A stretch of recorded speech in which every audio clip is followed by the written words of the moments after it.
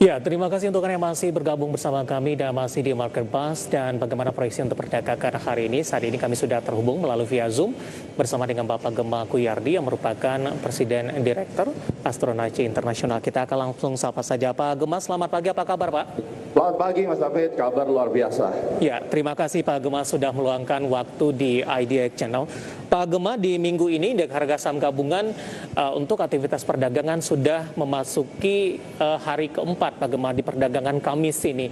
Kalau kita perhatikan dalam beberapa hari terakhir pergerakan indeks harga saham gabungan cukup volatile Pak Gemma, dipengaruhi oleh tapering off oleh Amerika Serikat, kemudian juga masih menunggu data tenaga kerja Amerika Serikat, dan di sisi lain juga dipengaruhi oleh penyebaran COVID-19 secara global. Bagaimana Anda melihat beberapa sentimen yang berkembang, kemudian juga arah dari pergerakan indeks harga saham gabungan dalam beberapa hari terakhir? Oke, selamat pagi pemirsa, saya Gemma Kuyardi. Hari ini kita akan langsung melihat dulu secara besarnya ya, bahwa sejak Agustus itu sudah ada money flow ke market, itu tidak bisa dipungkiri, sehingga bottom bulan Mei atau titik terendah bulan Mei itu sudah ditinggalkan. Dan saat ini indeks kita bergerak di dalam kondisi sideways atau membentuk complex correction kalau di dalam wave analysis atau analisa gelombang harga, di mana pergerakan sideways ini harusnya akan berlanjut setidaknya untuk 4-8 minggu. Itu yang pertama. Berarti kita akan expect adanya konsolidasi, akhir daripada konsolidasi ini di bulan Oktober, kurang lebih minggu kedua sampai nanti akhir tahun, diharapkan rally-nya akan dimulai dari sana. Berarti indeks kita tidak di dalam kondisi bearish. Ya, itu catatan yang harus dipahami. Kemudian kurangnya likuiditas menjadi catatan saya.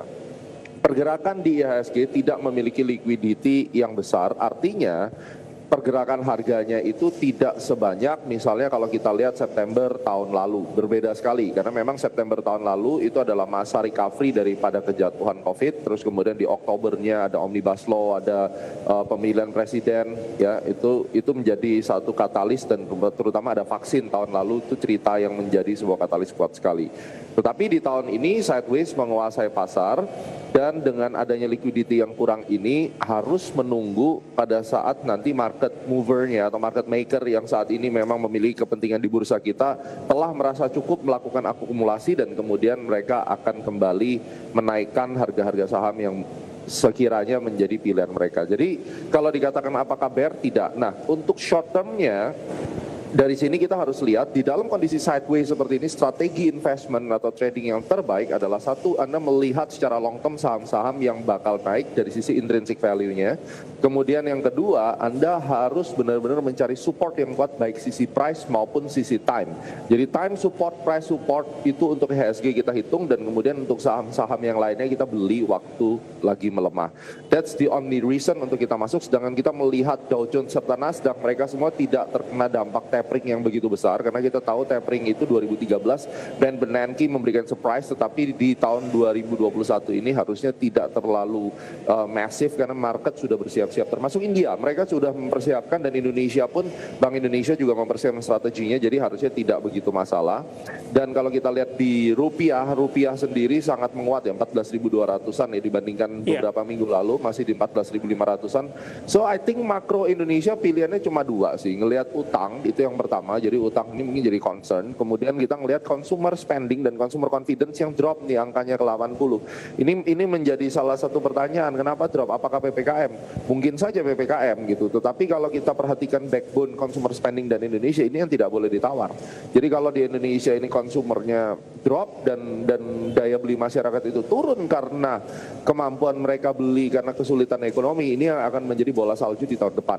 Nah, ini yang harus benar-benar diperhatikan, kemudahan dan lain-lain ini harus segera dilaksanakan, otherwise market kita akan impact. Makanya sideways ini mencerminkan kondisi makro dan mikro yang terjadi, tetapi saya percaya bahwa dengan adanya gap harga yang masih ada hutang di atas, kayak Bank Mandiri ada di 7.600, berarti ini satu clue at the end of the story-nya itu indeks akan naik lagi, kurang lebih begitu.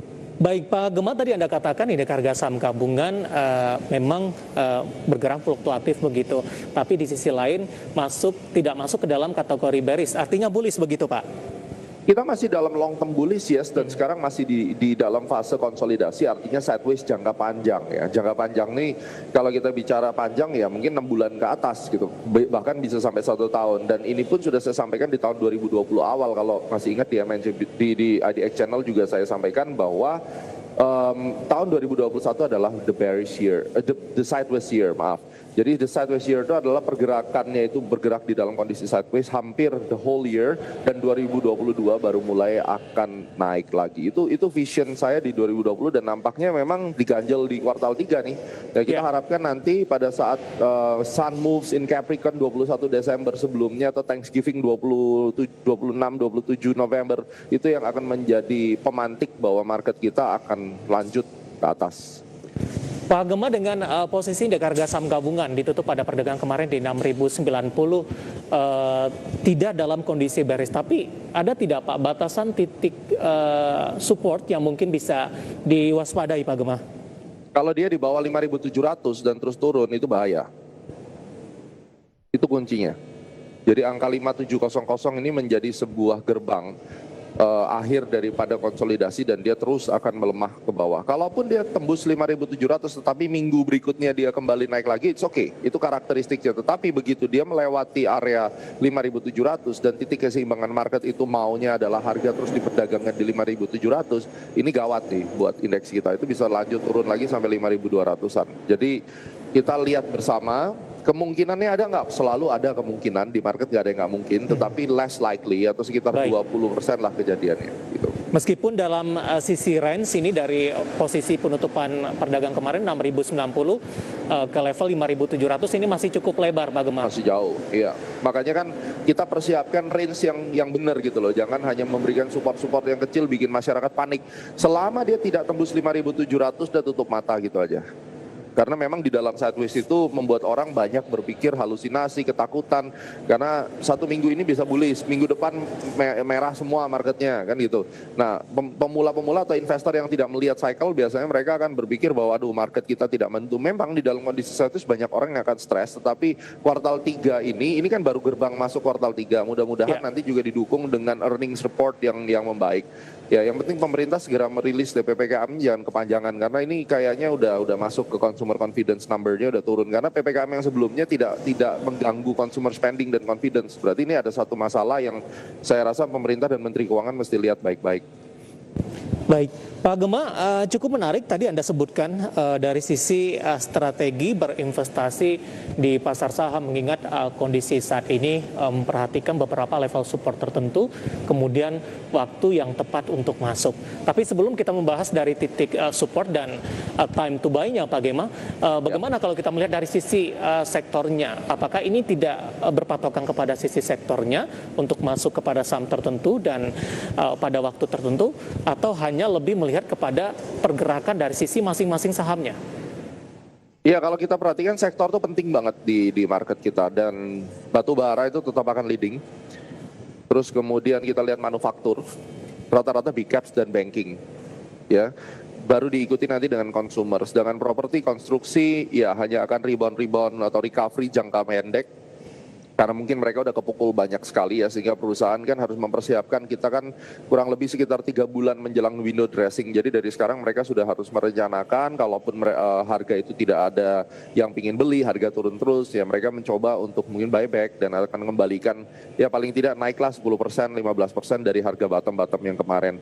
Nah, untuk saham-saham yang seperti ini saya tidak rekomendasikan, karena itu hanya bentuk modifikasi atau manipulasi dalam tanda kutip daripada emiten untuk membuat harga sahamnya persiapan window dressing. Yang harus kita cari adalah sektor-sektor yang secara core memang dia harus naik untuk menopang IHSG. Salah satunya saya percaya batu bara, terus kemudian banking dan manufaktur. Ini merupakan sektor-sektor yang akan menjadi backbone indeks. Artinya apa?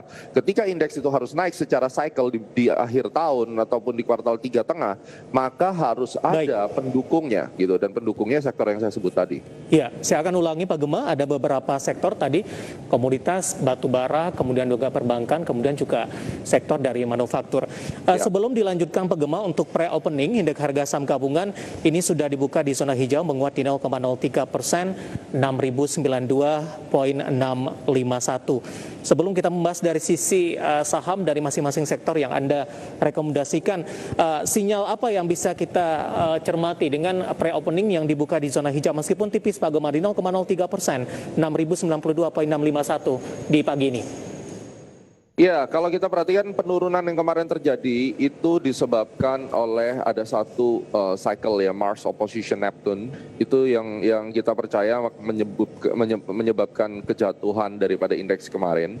Dan kemudian tanggal 6 September, which is hari Senin, ada Venus trine Jupiter, itu juga di historinya itu terjadi pembalikan arah yang cukup kuat. Jadi artinya tanggal 2 sampai tanggal 6 indeks kita itu terjepit di antara dua cycle besar. Kalau tanggal 2 dia drop, ada kemungkinan hari Senin nanti dia akan reverse. Jadi lebih baik sekarang dan besok lebih baik itu kalau menurut saya tetap merah aja. Gitu. Jadi mungkin hari ini dia naik sedikit lalu kita menunggu dia turun di bawah 6087 karena pada saat dia menembus harga terendah kemarin itu menunjukkan bahwa hari Senin akan recover gitu. Jadi ini akan sideways saja di sini. Baik, Pak Gema, menarik, kita akan jeda terlebih dahulu, nanti kita akan lanjutkan, nanti kita akan coba bahas dari sisi saham-saham yang Anda rekomendasikan dari batubara, perbankan dan juga dari manufaktur. Dan pemirsa telah bersama kami, Market Bahas akan segera kembali usai jeda berikut ini.